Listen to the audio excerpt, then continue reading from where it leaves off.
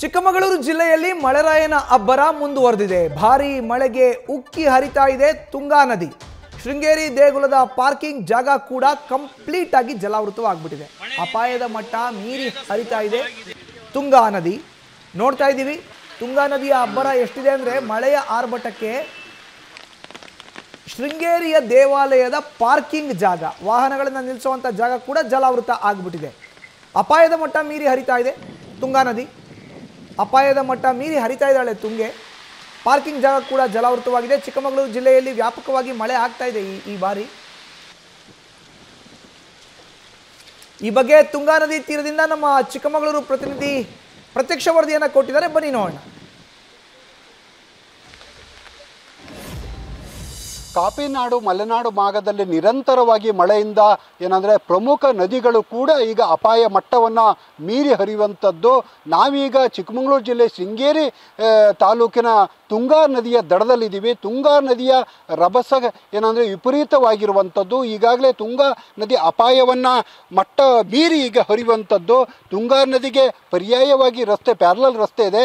ಆ ಪ್ಯಾರಲಲ್ ರಸ್ತೆ ಸಂಪೂರ್ಣವಾಗಿ ಈಗ ಜಲಾವೃತ ಆಗಿರುವಂಥದ್ದು ನೀವು ಈಗ ನೋಡ್ಬೋದು. ಈಗಾಗಲೇ ಏನಂದರೆ ಈ ಪ್ಯಾರಲಲ್ ರಸ್ತೆಯ ಮೂಲಕ ಏನಂದರೆ ಶೃಂಗೇರಿ ಮಠಕ್ಕೆ ಕೂಡ ಪ್ರವಾಸಿಗರು ಹೋಗುವಂಥ ಇದು ಪ್ರಮುಖ ರಸ್ತೆ ಆಗಿರುವಂಥದ್ದು. ಈಗ ತುಂಗಾ ನದಿಯ ನೀರು ಏನಂದರೆ ಸಂಪೂರ್ಣವಾಗಿ ಪ್ಯಾರಲ್ ರಸ್ತೆಯ ಮೂಲಕ ಬಂದಿರುವಂಥದ್ದು. ಇಲ್ಲಿ ಹಲವಾರು ಮನೆಗಳು ಇದ್ದಾವೆ. ಆ ಮನೆಗಳ ಕಾಂಪೌಂಡ್ಗಳು ಕೂಡ ಈಗ ಜಲಾವೃತ ಆಗಿರುವಂಥದ್ದು.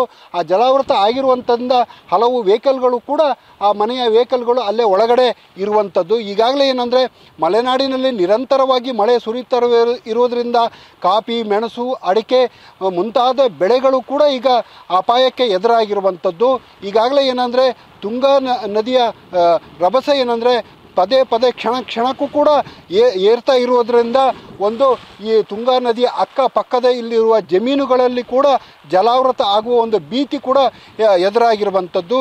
ಕಳೆದ 3-4 ದಿನಗಳಿಂದಲೂ ಕೂಡ ಶೃಂಗೇರಿ ತಾಲೂಕಿನ ಕೆರೆಕಟ್ಟೆ ಭಾಗದಲ್ಲಿ ನಿರಂತರವಾಗಿ ಮಳೆ ಸುರಿತಾ ಇರುವುದರಿಂದ ತುಂಗಾ ನದಿ ಒಂದು ಅಪಾಯ ಮಟ್ಟವನ್ನು ಮೀರಿ ಹರಿಯುವಂಥದ್ದು. ಈಗಾಗಲೇ ಏನಂದರೆ ಜಿಲ್ಲಾಡಳಿತ 1 ದಿನದ ಕೂಡ ರಜೆಯನ್ನು ಕೂಡ ಶಾಲಾ ಮಕ್ಕಳಿಗೆ ಘೋಷಣೆ ಮಾಡಿರುವಂಥದ್ದು.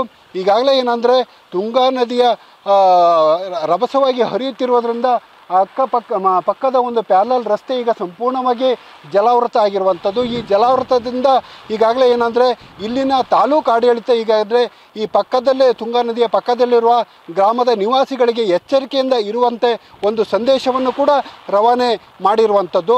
ಈಗಾಗಲೇ ಈ ರಸ್ತೆಗೆ ಬರುವಂಥ ಹಲವು ವಾಹನಗಳನ್ನು ಕೂಡ ಈಗ ಪೊಲೀಸರು ಬ್ಯಾರಿಕೇಡ್ ಹಾಕಿ ಏನಂದರೆ ತಡೆದಿರುವಂಥದ್ದು. ಒಟ್ಟಾರೆ ಏನಂದರೆ ಮಲೆನಾಡಿನಲ್ಲಿ ನಿರಂತರವಾಗಿ ಸುರಿಯುತ್ತಿರುವ ಭಾರೀ ಮಳೆಯಿಂದ ತುಂಗಾ ನದಿ ಅಪಾಯವನ್ನು ಮಟ್ಟ ಮೀರಿ ಹರಿತಾ ಇರುವಂಥದ್ದು ಈಗಾಗಲೇ ನೋಡ್ಬೋದು. ಒಟ್ಟಾರೆ ಏನಂದರೆ ಇಡೀ ಮಲೆನಾಡಿನಲ್ಲಿ ನಿರಂತರವಾಗಿ ಮಳೆ ಸುರಿತಿರುವಂಥ ಜನಜೀವನವೇ ಒಂದು ರೀತಿ ಅಸ್ತವ್ಯಸ್ತವಾಗಿದೆ ಅಂತಲೇ ಹೇಳ್ಬೋದು. ಮಹಾರುದ್ರ ಹಿತ್ತಲಕೊಪ್ಪ, ಚಿಕ್ಕಮಗಳೂರು. ನ್ಯೂಸ್ ಫಸ್ಟ್, ನಿರ್ಭೀತಿಯಿಂದ ನಿಮ್ಮ ಪರವಾಗಿ.